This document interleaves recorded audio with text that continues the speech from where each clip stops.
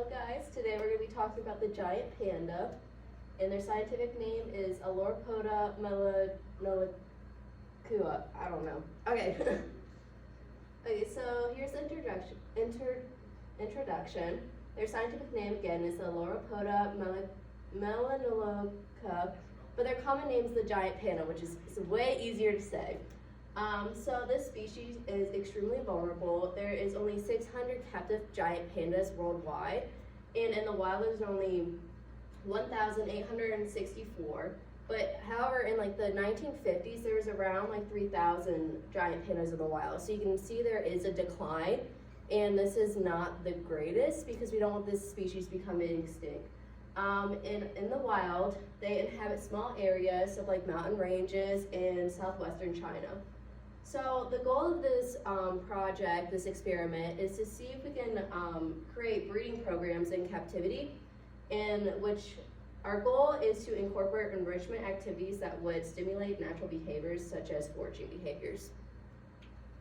Okay, so here are some foraging eating behaviors. So in the wild, in the natural behaviors, they spend 19 to 28% of their time foraging and eating. So their diet includes 25 to 40 pounds of bamboo per day. So that's a lot of food and a lot of time to spend looking for food to sustain their life source.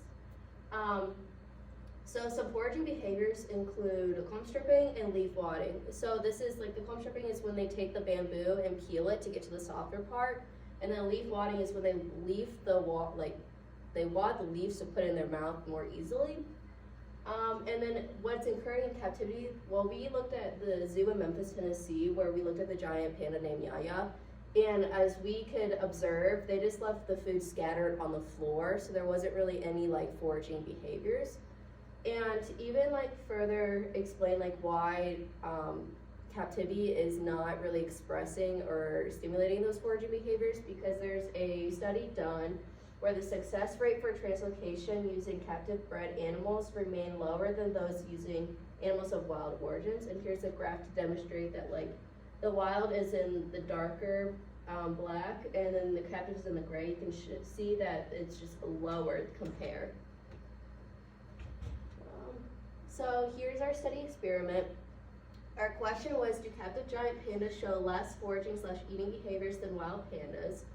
So this just like piqued our interest on why to do the study. So then we hypothesized that if captive giant pandas have minimum foraging activities, then they will show less foraging behaviors than wild giant pandas. So then after our hypothesis was made, then we predict how the outcome's gonna be. So we predicted that captive giant pandas show less foraging behaviors than wild giant pandas.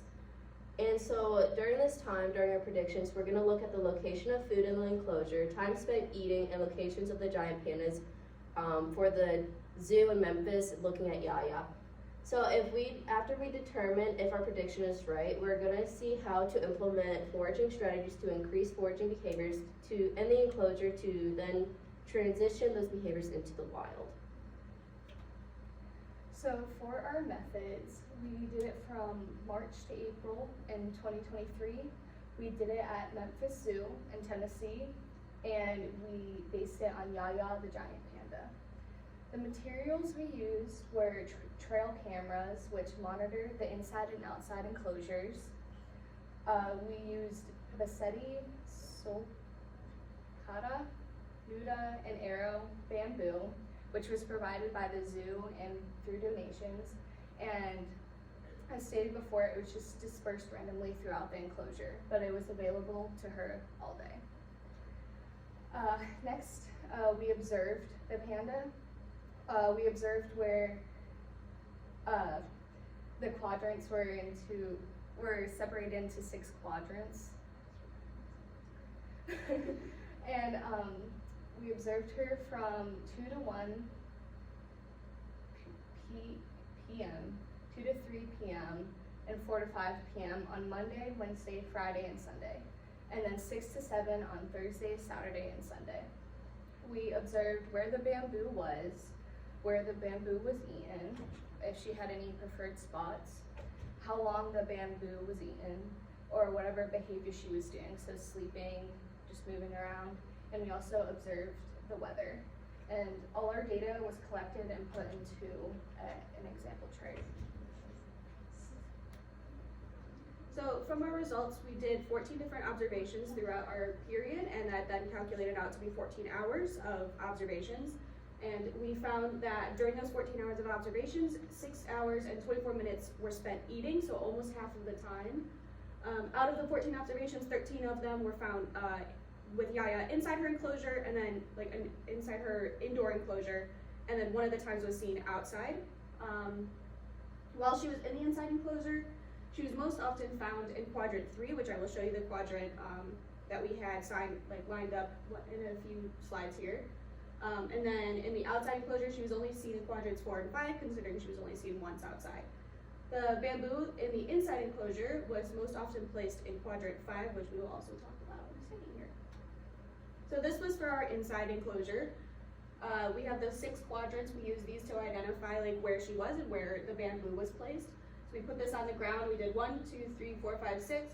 So in this case scenario, we can't see Yaya, but we can tell that there's bamboo placed in 4 and 5, so we would make note of that. And that's how often we could see that number 5 was where the bamboo was most often placed. And then this was our observations of the inside quadrants, how often she was in each one of them during our observations. So you can see that number 3 was the highest with about 8, and then 1 and 5 were tied for second with about 7 different observations. And she wasn't very often in 2, 4, and 6.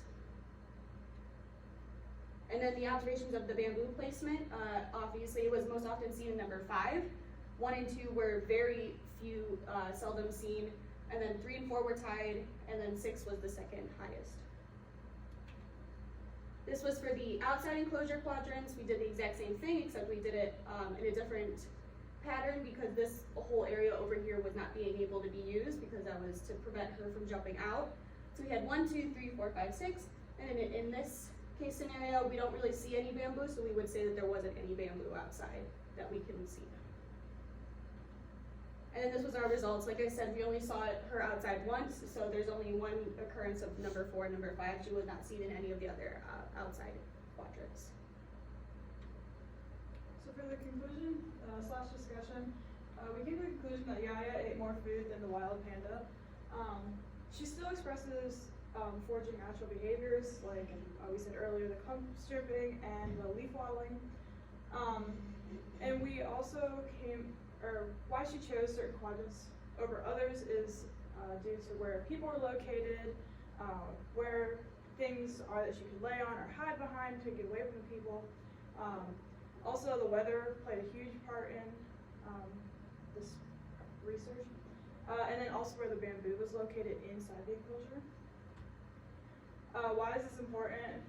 Populating the endangered species through release, encourage natural behaviors, increase fitness and health, and then relations to other studies. Wild pandas eat about 19 to 28% of the day. Yaya spent more than the average. And giant pandas prefer temperatures around 64 to 69 degrees Fahrenheit, and that's why we came to the conclusion that Yaya preferred the inside enclosure. And then in follow-up studies, a few of the problems that we ran into is that the cameras wouldn't, they would pause in between when we were trying to watch them. And then also the cameras only worked for certain hours at a time, so we couldn't see, after the cameras turned off, we couldn't see anything happening afterwards. And then another problem was that Yaya would be out of view at some points. And then some ways that we would make this better is we'd ask the zoo to put our own cameras in so we'd have access to seeing them all the time. And then we would look at different hours. We'd look at different hours than the same ones that we just kept repeating, so yeah. We'd also like to thank the Memphis Zoo for allowing us to look at the live cameras of Yaya, and we'd like to thank Dr. Rebecca Eagle Malone for helping us through this project and meeting with us to make sure that we were on the right track.